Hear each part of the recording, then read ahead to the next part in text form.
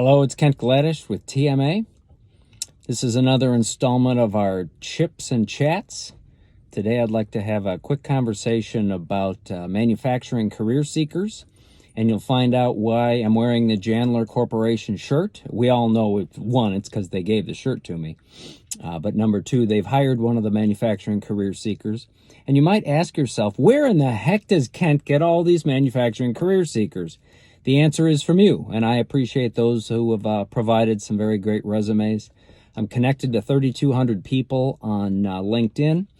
Been doing TMA for 16 years, so I know a lot of people. They know a lot of people looking for work, and keep them coming. Just please provide a quality introduction. That's simply an email from you to me and to them, because otherwise, if you just send me a resume, I'm a stranger cold calling them, and it doesn't really work.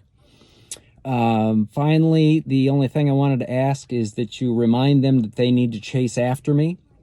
I'm easy to catch, but I don't want to go chasing after them. But nonetheless, I'm coming close to 90 seconds as we try to hold these two. And again, Chandler has provided some clothing and hired one of our manufacturing career seekers. Manufacture on and be well. Take care. Bye-bye.